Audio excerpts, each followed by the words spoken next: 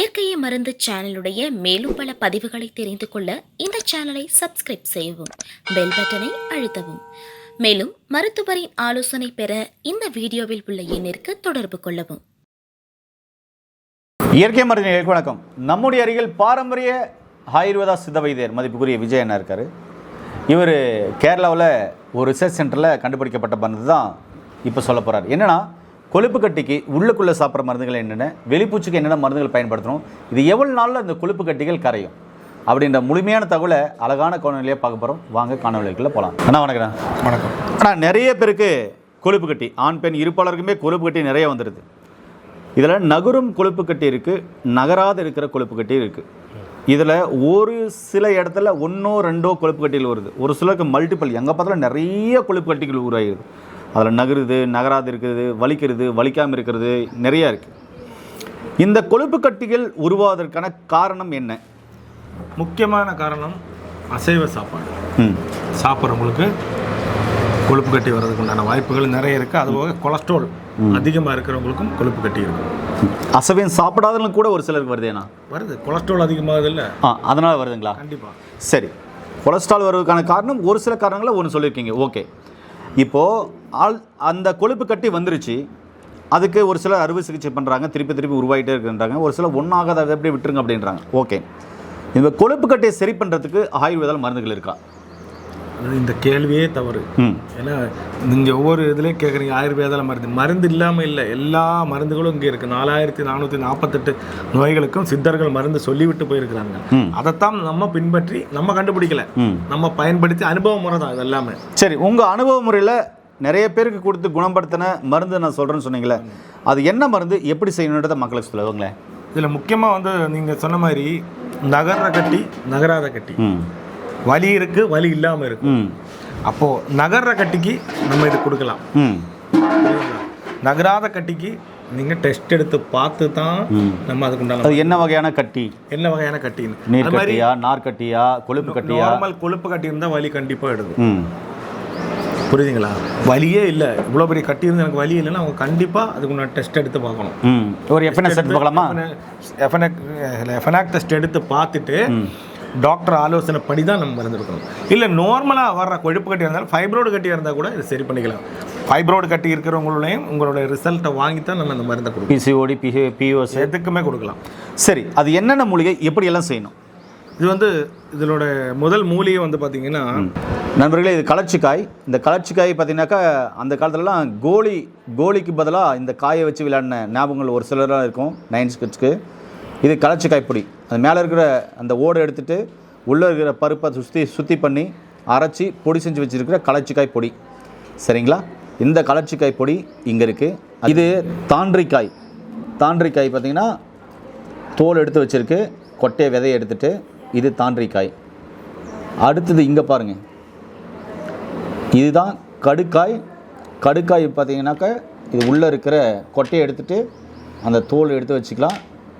இதுவும் கடுக்காய்.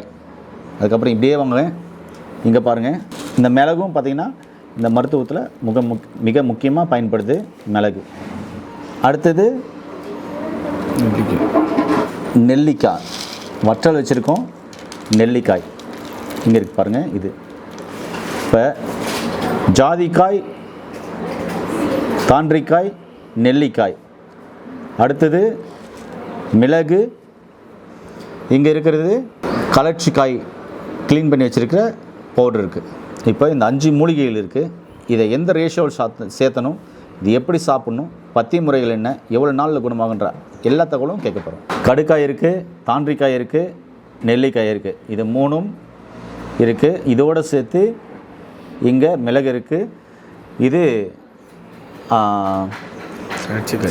கலர்ச்சிக்காயுடைய பவுட்ரு இது இருக்குது. இது 5ஐயும் சேர்த்து எப்படி பொடி செய்யணும், எந்த ரேஷோவில் செய்யணும், எந்த ரேஷோவில் எடுக்கணும், எப்படியெல்லாம் சாப்பிட்ணும், சாப்பிட்டா என்னென்ன நோய்கள் குணமாகும் அப்படின்ற எல்லா விஷயத்தையும் அண்ணங்கிட்ட இப்போ கேட்கலாம். இப்போது இந்த மூலிகைலாம் சொல்லிட்டீங்க, இது எந்த ரேஷோவில் சேர்த்தணும், எப்படி சாப்பிட்ணும், எந்த அளவு, பத்தி முறைகள் என்ன? இது தயார் பண்ணுற முறை எப்படின்னு பார்த்தீங்கன்னா, கழச்சிக்காயை ஒரு 250 கிராம் நீங்கள் வாங்கணும். ஏன்னா அதோட மேல் தோடு நம்ம எடுக்கணும். அது ஒரு சட்டியில் கொஞ்சம் வறுத்துட்டிங்கன்னா சீக்கிரமாக அந்த தோடை உடைச்சிட்டு உள்ளே இருக்கிற அந்த காய் மட்டும் 200 கிராம் எடுக்கணும். புரியுதுங்களா? ம்.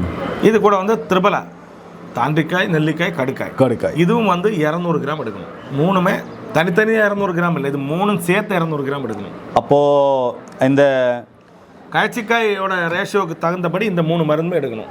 ஓகே, கலச்சிக்காய் 200 கிராம்னாக்கா தாண்டிக்காய், நெல்லிக்காய், கடுக்காய் 3 சேர்த்து 200 கிராம் எடுக்கணும். சரி. மிளகு 40 கிராம் 40 கிராம் மிளகு. இது எல்லாமே சூர்ணம் பண்ணி எடுத்துக்கணும். ம்.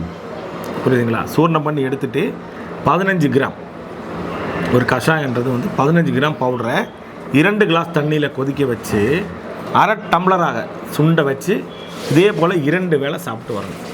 2 வேளை சாப்பிடணும். 2 வேளை, காலை இரவு. சாப்பிட்றதுக்கு முன்னாடிங்களா சாப்பிட்ட பின்னாடிங்களா? சாப்பிட்றதுக்கு முன்னாடி எடுக்கணும். ஒரு நாளைக்கு 2 வேளை எடுக்கணும். 2 வேளை எடுக்கணும். இது எடுக்கும்போது என்ன பத்தி முறைகள் கையாளணும்? சுத்தமாக நான்வெஜ்ஜு சாப்பிடக்கூடாது. ம். கொழுப்பை சார்ந்தா இந்த எண்ணெயில் நம்ம கரிச்சு பொரித்து சாப்பிட்றதும் அந்த மாதிரி ஐட்டம்ஸ் எதுவுமே சாப்பிட. எண்ணெய் வகைகள்லாம் எது மாதிரியான எண்ணெய் வகைகள்? இல்லை, கடையில் வந்து இன்னும் வாங்குற ஃபுட்டுகள் இருக்கு இல்லையா, இப்போ நீங்கள் பஜ்ஜி அந்த பலகாரங்கள்லாம் சாப்பிடலாம், அது எல்லாமே தவிர்த்துருங்க. எந்த ஃபுட்டு சாப்பிட்டா நமக்கு கொலஸ்ட்ரால் அதிகமாகுது, கொழுப்பு அதிகமாகுது, அந்த மாதிரி பொருட்களை எதுவுமே எடுக்கக்கூடாது. அது மாதிரி இந்த கஷாயம் குடிக்கும்போது முக்கியமாக பாவக்காயும் அகத்திக்கீரையும் எடுக்கக்கூடாது. அப்போ இது உள்ளுக்குள்ளே சாப்பிட்ற முறை. உள்ளுக்குள்ளே சாப்பிட்ற முறை. சரி, வெளிப்பூச்சிக்கு ஒன்று சொல்கிறீங்களா? அது என்னது? வெளிப்பூச்சிக்கு உண்டான மருந்து இருக்குது, அது உங்களுக்கு லைவாக காமிக்கிறோம். இப்போ வெளிப்பூச்சிக்கு உள்ள மருந்துகள் காமிக்கலாம் வாங்க. இதுதான் கோஷ்டம், இது ஒரு மூலிகை. அடுத்தது இங்கே, இப்போ இங்கே நீங்கள் பார்க்குறது ஓமம், இதுதான் ஓமம். சரிங்களா? அடுத்தது இங்கே பாருங்கள் சீரகம். அடுத்தது இங்கே பாருங்கள், இதுதான் கருஞ்சீரகம். இதுதான் சதை குப்பை. அடுத்தது இங்கே பாருங்க, இதுதான் சோம்பு, பெருஞ்சீரகம்னு சொல்லுவாங்க. சோம்பு இளைத்தவனுக்கு எள்ளுன்னு சொல்லுவாங்க இல்லையா, இந்த எள்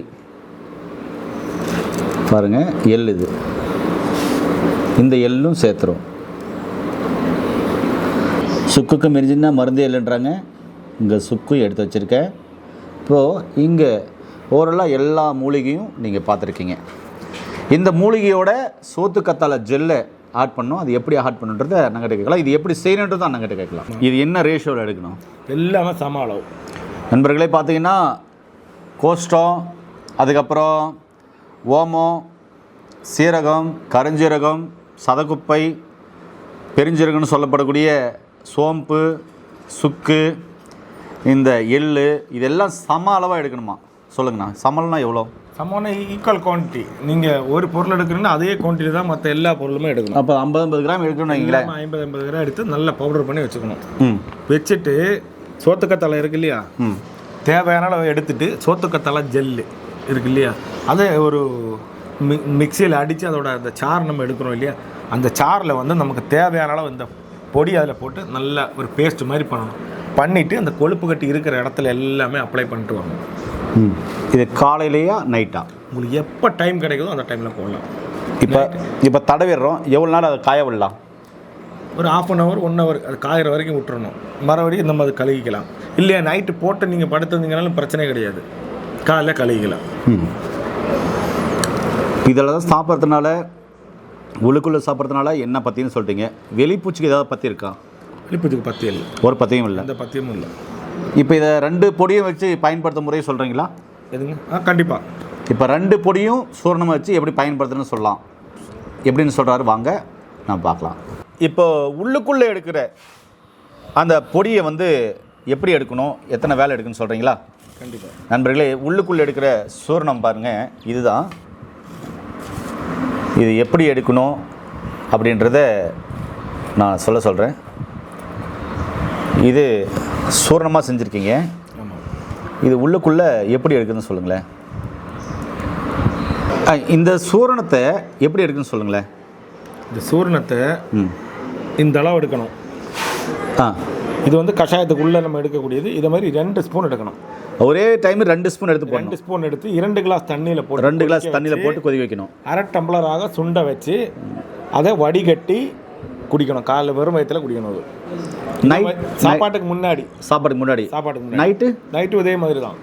இது உள்ளுக்குள்ளே குடிக்கிறது. சரி, வெளியே ஒரு சொன்னீங்கல்ல. ஆமாம். இப்போ வெளியே சொன்னீங்கல்ல. ஆமாம். வெளியே வந்து பூச்சி வெளிப்பூச்சிக்கு போடுறதுக்கு அதுக்கு இது எப்படி பயன்படுத்துன்னு சொல்லுங்களேன். இது வந்து இந்த கொழுப்பு கட்டி நம்ம உடம்புல எந்த அளவு இருக்குதோ அதுக்கு தகுந்த மாதிரி.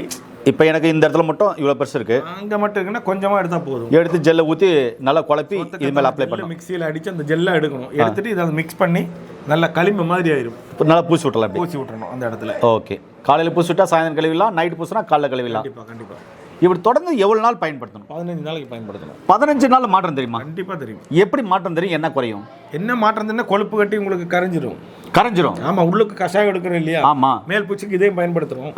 அப்போ என்ன ஆகும்? கொழுப்பு கட்டி கரைஞ்சிரும் 15 நாளில். 15 நாளில் கரையும். இது எவ்வளோ பேர் கொடுத்துருப்பீங்க? நிறைய பேர்த்து கொடுத்துருக்கேன். ஏன்னா 15 நாள்ன்றது நம்ப முடியல, அதனால தான் கேட்டேன். நம்பித்தான் ஆகணும். ஏங்க நீங்கள் சொன்னாலும் நம்பிதான் ஆகணும் அப்படின்றாரு. ஏன்னர்களே, உங்களுக்கும் முக்கியமான ஒரு விஷயம் நான் சொல்கிறேன். நீங்கள் இப்படி கேள்வி கேட்குறீங்க, நான் 15 நாள் சொல்கிறேன். ஆனால் நான் சொல்கிற பத்தியத்தில் எடுக்கணும். அதான் நீங்கள் சொன்ன மாதிரி நான்வெஜ்ஜெல்லாம் சுத்தமாக எடுக்கக்கூடாது. வறுத்தது, பொரிச்சது, பஜ்ஜி, போண்டா, அருமா இந்த உருளைக்கிழங்கு, வெள்ளைச்சக்கரை, கொழுப்புள்ள உணவுகள் நிறைய சுத்தமாக எடுக்கக்கூடாது. ஆயில் ஐட்டங்கள், பீட்சா, பர்கரு, பானிபூரி, அப்புறம் ஃப்ரைட் ரைஸு, ஃப்ரைடு சிக்கனு, அது மாதிரி பாவக்காய், அகத்திக்கீரை. ஒரு சின்ன ஒரு அட்வைஸு, நார்மலாக இருக்கக்கூடிய ஒரு மனிதன் கூட வெள்ளை சர்க்கரை பயன்படுத்தாமல் இருந்தால் அவன் இன்னும் கொஞ்சம் ஒரு 10 வருஷத்தை அதிகமாக உயிரோடு இருக்கும். அதாவது வெள்ளச்சக்கரை பயன்படுத்தாமல் இருந்தால் அவரோட உடல் ஆரோக்கியம் நல்லா இருக்குன்றீங்க. ஏன்னா செல்ஸ் எல்லாம் புதுப்பிக்கும், இருக்கிற செல்லை அழிச்சிருவது வெள்ளை சர்க்கரை. அதனால் அந்த வெள்ளை சர்க்கரை பயன்படுத்தாமல் இருந்தால் ஒரு 70 வயசுன்றவன் ஒரு 90 வயசு வரைக்கும் கூட வாழலாம். அந்தளவுக்கு ஆரோக்கியமாக உடலை வைத்துக்கொள்ளக்கூடிய மகத்துவம் பார்த்தீங்கன்னாக்கா இயற்கையான நாட்டு சர்க்கரைக்கு உண்டு. என்ன நண்பர்களே, வீடியோ முழுசும் பார்த்துருப்பீங்க. அதனால் உங்களுக்கு கொழுப்பு கட்டியிருக்கா? யாருக்கு கொழுப்பு கட்டியிருந்தாலும், எத்தனை வருஷம் கொழுப்பு கட்டியிருந்தாலும், நீங்கள் எடுக்கிற மெடிசினோடு சேர்த்து இவர் கொடுக்குற இந்த மெடிசனை எடுத்துக்கிட்டிங்கன்னா நோய் நொடி இல்லாமல் ஆரோக்கியமாக இருக்கலாம். கொழுப்பு கட்டிகள் கண்டிப்பாக குறையும் அப்படின்னு சொல்கிறார். இந்த வீடியோ பிடிச்சிருந்தா லைக் பண்ணுங்கள், ஷேர் பண்ணுங்கள். இந்த வீடியோவை கொழுப்பு கட்டி இருக்கிற எல்லாருக்குமே ஷேர் பண்ணுங்கள். முக்கியமாக கர்ப்பப்பையில் இருக்கிற நார்க்கட்டி நீர்க்கட்டியும் கரையும் அப்படின்றார். தேவைப்படுறவங்க வீடியோவை ஷேர் பண்ணுங்கள். கீழே பெற நம்பருக்கு கால் பண்ணுங்கள். மீண்டும் இன்னொரு அருமையான பதிவு சந்திக்கலாம். நன்றி, வணக்கம். ஐயா.